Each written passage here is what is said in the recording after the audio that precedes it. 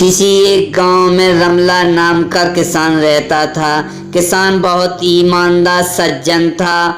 उसकी लोकप्रियता कई गांव में थी।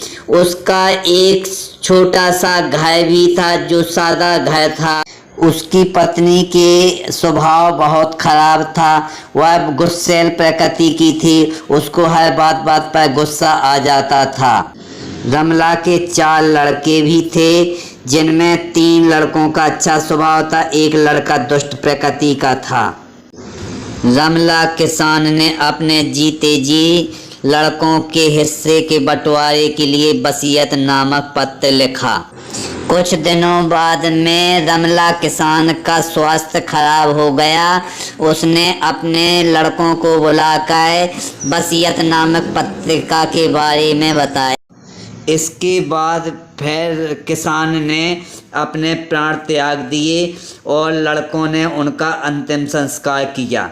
कुछ दिन बीतने के बाद में लड़कों ने वसीयत नामक पत्रिका को पढ़ा तो उसमें लिखा था लड़के 4 हिस्से 3 होंगे। उन लड़कों को कुछ समझ में नहीं आया।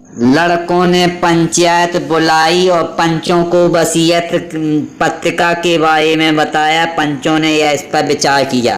पंचों ने वसीयत नामक पत्रिका को पढ़ा। उसमें लिखा था कि लड़के 4 हैं, हिस्से 3 होंगे।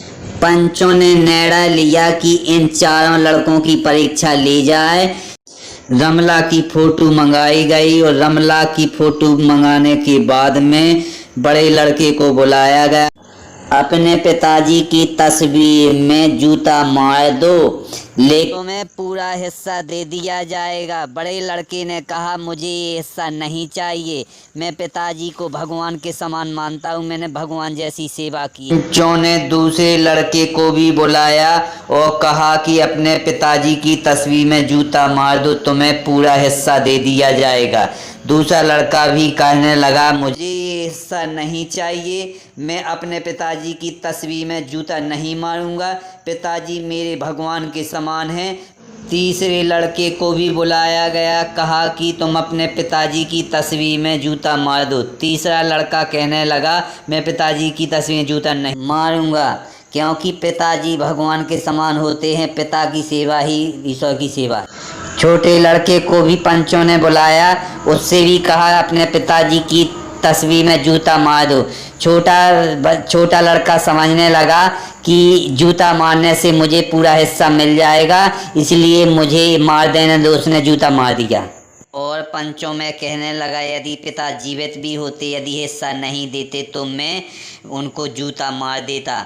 तब इतनी बात पंचों ने सुनी तो पंच समझ गए कि छोटा लड़का रमला का नहीं है, इसलिए रमला पहले से भी ये बात जानता था। इसलिए रमला ने वसीयत नामक पत्रिका में 3 लड़कों की जायदाद लिखी। पंचों ने रमला के 3 लड़कों को हिस्सा दे दिया, छोटे लड़के को हिस्सा नहीं दिया।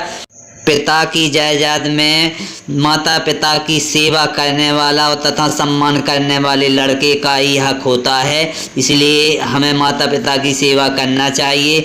माता पिता की जो सेवा नहीं करता है वो है संपत्ति का हकदार नहीं होता है, पिता की संपत्ति का।